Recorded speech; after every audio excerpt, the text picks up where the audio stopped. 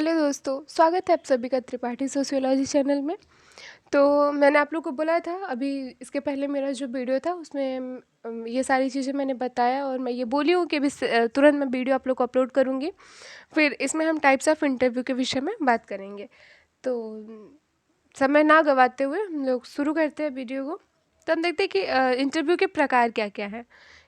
तो इसमें है कि साक्षात्कार जो है वो कई प्रकार के होते हैं, मतलब इंटरव्यू कई प्रकार के होते हैं। तो कौन कौन से प्रकार के होते हैं वो हम देखते हैं। तो उसमें पहला है कि संरचित बना असंरचित।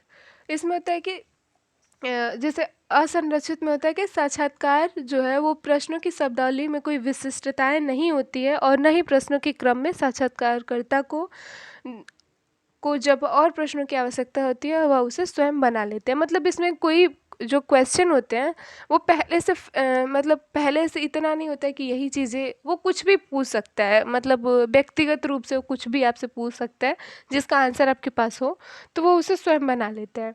इसके लाभ क्या है वो हम देखते हैं कि इसमें मतलब प्रश्न जो है वो लगातार पूछे जाते हैं, इसीलिए इसे स्वाभाविक वार्तालाप के रूप में चलाया जा सकता है। अप्रतिबंधित तरीके से अन्वेषण की अधिक संभावनाएं हो जाती हैं और समस्या के विशेष पहलू में उत्तरदाता की जो रुचि को देखकर साक्षात्कारकर्ता उसी पर ध्यान केंद्रित कर सकता है। पीबी यंग ने scientific social survey and research नामक पुस्तक दी थी। अभी ये प्रश्नावली मैं ऊपर आप लोगों को बताई हूँ वही चीज़ है, तो इसे देख लीजिएगा, लिख लीजिएगा आप लोग। फिर हम अवलोकन के विषय में बात करेंगे कि ऑब्जर्वेशन क्या है। तो लिंडसे गार्डिनर ने 1975 में और कहा कि 1975 में अनुभव वर्ड को डिफाइन किया था। ऐसा हम देखते हैं कि अवलोकन एक ऐसी विधि है जिसमें कानों और ध्वनि की अपेक्षा आंखों पर ज़्यादा जोर दिया जाता है। यह घटित होने वाली घटनाओं के कारण एवं प्रभाव को दिखता है और उन्हें आलेखित करता है। मतलब कि सुनी सुनाई बातों पर ना यकीन करके अपनी खुद की आंखों से देखी हुई बातों पर यकीन करने का ये ज़्यादा जोर देता है। इंटरव्यू शेड्यूल भी मैंने आप लोग को बताया था, PV young objective of interview schedule ये भी बताया था। हाँ, तो यहाँ पे हम लोग बात करेंगे कि क्लासिफिकेशन ऑफ आई एस मतलब पीवी यंग के द्वारा इंटरव्यू शेड्यूल के वर्गीकरण क्या है वो हम देख लेते हैं। तो इसमें है अवलोकन, मूल्यांकन, प्रलेख, संस्था सर्वेक्षण, साक्षात्कार। ये भी चीज़ें मैंने आप लोग को बता दिया था, ये सब भी आप लोग देख लीजिएगा। इंटरव्यू के डेफिनेशन है वो मैं ऊपर आप लोग को समझाई हूँ और वीडियो पॉज करके आप लोग इसे लिख लीजिएगा थोड़ा बहुत। फिर हम यहाँ पे साक्षात्कार के वर्गीकरण के प्रकार को देखते हैं। तो कितने प्रकार है इसके? 6 प्रकार है। तो पहला है संरचित साक्षात्कार, दूसरे असंरचित साक्षात्कार, मैंने बताया ही था संरचित और असंरचित में। फिर केंद्रीय साक्षात्कार है, पुनरावृत्ति साक्षात्कार है और व्यक्तिगत साक्षात्कार और सामूहिक साक्षात्कार, ये संख्या के आधार पर पूछा जाता है। गुड्डे एंड हॉट ने इसके 3 चरणों का उल्लेख किया, जिसमें पहले में है प्रारंभिक तैयारी, दूसरे में मुख्य साक्षात्कार का आरंभ और तीसरे में है समापन। किस प्रकार से सारी चीज़ें होंगी तो वो उसके विषय में है, आप लोग देख लीजिएगा इसे भी। फिर हम देखते हैं कि question are of case study method. ये क्या है? तो केस का मतलब है कि किसी एक इकाई, एक व्यक्ति का अध्ययन, एक परिवार का अध्ययन, एक संस्था का अध्ययन या फिर एक राष्ट्र का अध्ययन। मतलब केस स्टडी मेथड में किसी भी व्यक्तिगत रूप से किसी भी एक विषय पे अध्ययन किया जाता है, मतलब एकाकी अध्ययन होता है इसमें। ऑब्जर्वेशन में देखते हैं तो अवलोकन क्या है? तो अवलोकन एक विधि है जिसमें कानों और ध्वनि की अपेक्षा नेत्रों का प्रयोग निहित होता है। यह घटनाएं जैसे घटती हैं तथा उनके कारण एवं प्रभाव या उनके पारस्परिक संबंधों को देखता है और उन्हें आलेखित करता है। मतलब सुनी सुनाई बातों पर यकीन ना करके अपनी आंखों से देखी हुई बातों पर यकीन करने पर यह ज़्यादा जोर देता है। लिंडसे गार्डनर ने 1975 में अनुभव पर आश्रित उद्देश्यों के लिए जीवधारियों से संबंधित उनकी स्वाभाविक स्थितियों में जो एक सी रहती है उनके व्यवहार तथा स्थितियों का चयन, उत्तेजन, अभिलेखन तथा कोटबद्ध करना होता है। और इसमें इन्होंने कोटबद्ध के अर्थ से अवलोकन को दर्शाया है। अब हम यहाँ पे इसकी विशेषताओं को देखेंगे। अवलोकन की विशेषताएं क्या है? तो वैज्ञानिक अवलोकन आधार सामग्री संग्रह की अन्य विधियों से अलग है। विशेष रूप से ये 4 प्रकार के हैं, जिसमें है प्रथम अवलोकन। तो प्रथम अवलोकन में क्या है कि इसमें प्रथम अवलोकन में हमेशा प्रत्यक्ष रूप से सॉरी, प्रथम अवलोकन तो मैंने लिखा था। हाँ, प्रथम अवलोकन में होता है कि यह प्रत्यक्ष होता है, और जबकि इसकी अन्य विधियाँ प्रत्यक्ष या परोक्ष दोनों रूपों में होती है। दूसरा अवलोकन है वास्तविक स्थितियों में होता है, और तीसरा अवलोकन कम संरचित होता है, और चौथे में यह केवल गुणात्मक अध्ययन करता है, मात्रात्मक नहीं। कॉफ्टलैंड ने यह विधि जीवन शैलियों या उप संस्कृतियों, रिवाजों, घटनाओं, मुठभेड़ों, संबंधों, समूहों, संगठनों, आदिवासियों और भूमिकाओं के अध्ययन के लिए अधिक उपयुक्त माना है। और ढलके चैंपियन ने 1976 में अवलोकन की निम्नलिखित विशेषताएं बताई हैं। तो जिसमें मतलब ये ढालोक एंड चैंपियन ने इसकी निम्नलिखित विशेषताएं बताई, जिसमें पहला था व्यवहार का अध्ययन स्वाभाविक स्थितियों में होता है, और यह सहभागियों के सामाजिक संबंधों को प्रभावित करने के लिए महत्वपूर्ण घटनाओं को समझने के योग्य बनाता है।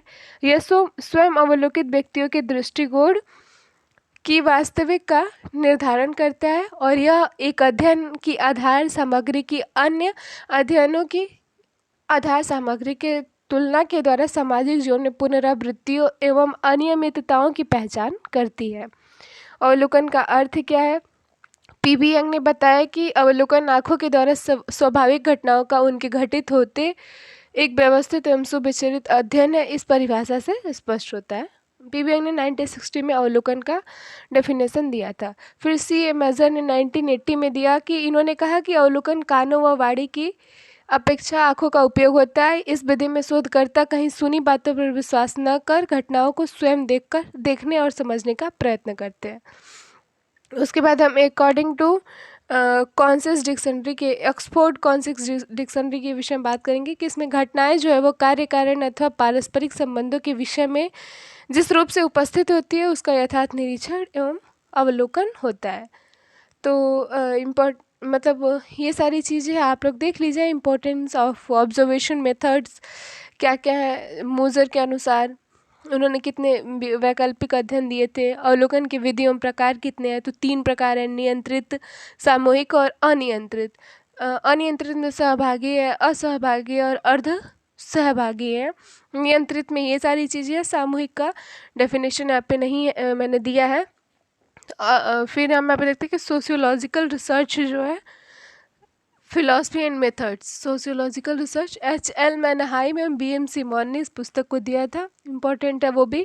सहभागी आंदोलन देख लिया जाएगा। 1924 में लिंडमैन ने सर्वप्रथम इसका सहभागी अवलोकन का निर्माण किया था। इसके अंतर्गत अवलोकनकर्ता उस समूह का सदस्य बनता है जिसका अध्ययन करना समूह की क्रियाओं में भाग लेते हुए अवलोकन करते हैं।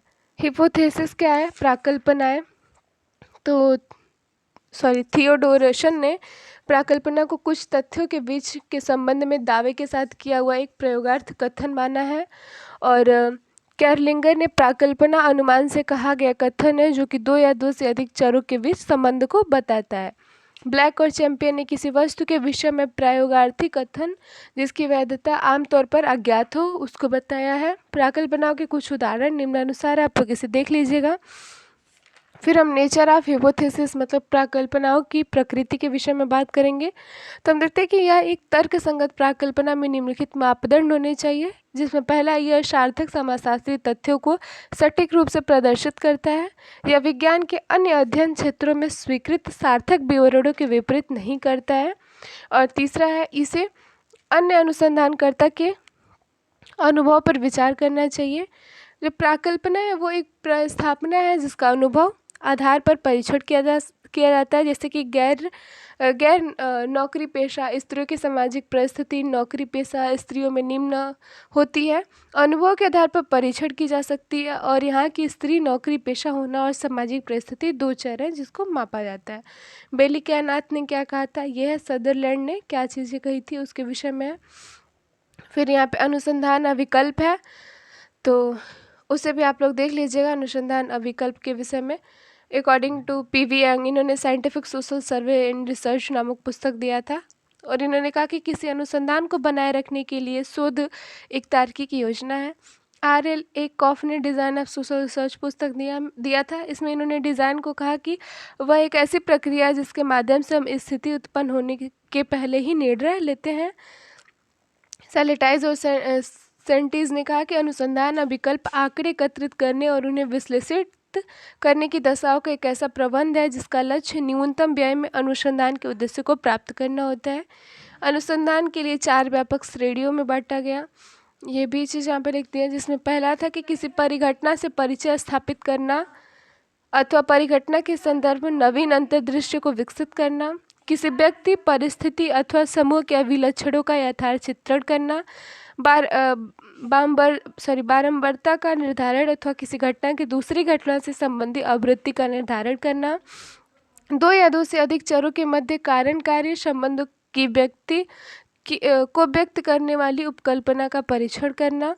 फिर यहाँ पे क्या क्या है, 3 टाइप्स ऑफ डिज़ाइन जो है उसमें एक्सप्लोरेटर, फॉर्मुलेटिव, डिस्क्रिप्टिव डिज़ाइन, एक्सपेरिमेंटल है।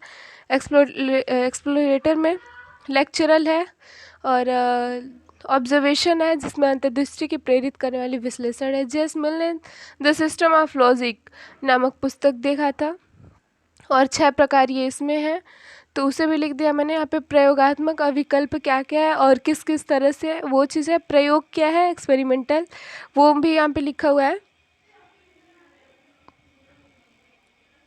फिर हम यहाँ पे देखते हैं कि प्रायोगिक अविकल्प की रूपरेखा क्या है। तो एक्सपेरिमेंटल और कंट्रोल 2 ग्रुप है। इसमें सर्वप्रथम दोनों समूहों में गणतंत्र चरवाई का मापन किया जाता है। यहाँ पे जैसे एक्सपेरिमेंटल ग्रुप हो गया और ये कंट्रोल ग्रुप हो गया, तो इसका है। और अध्ययन से संबंधित विषयों का चयन किस प्रकार से, स्टडी ऑफ डिवीज़न, ये सारी चीज़ें मैंने यहाँ पे लिख दिया है, आप लोग इसे देख लीजिएगा। प्रपोजल क्या है, मुख्य बल क्या है, नेचर ऑफ डिज़ाइन क्या है, मतलब विकल्प की प्रकृति जो है वो किस तरह से है, इसके मेथड्स क्या हैं वो है। और इसमें है कि a digit design insure accuracy method में बताया गया कि वर्णनात्मक शोध में आंकड़ों को विश्लेषित किया जाता है और इनकी वैकल्पिक विधियाँ उपलब्ध होती है।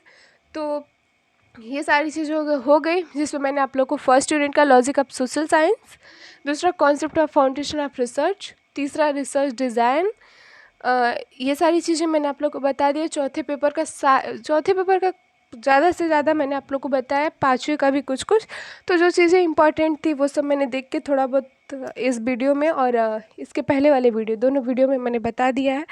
आप लोग वीडियो पॉज करके इसे लिख लीजिएगा और बाद में फ्री टाइम पे मैं ये सारी चीज़ों को मैं और डिफ़ाइन करके बताऊंगी, मतलब सारी यूनिट का अलग करके। लेकिन अभी इन 5 की यूनिट्स को और इनके टॉपिक्स को सेम करके मैंने बताया है। वीडियो पॉज कीजिए, लिखिए, शेयर कीजिए, सब्सक्राइब कीजिए, लाइक कीजिए, बेल आइकन को दबाइए, स्टूडेंट तक फॉरवर्ड कीजिए और मुझे ऐसे ही सपोर्ट करते रहिए। और कल के एग्ज़ाम के लिए अब से आप सभी को मेरी तरफ से बहुत सारी शुभकामनाएं। आई विश कि आप सबका पेपर अच्छा जाए। Thank you so much.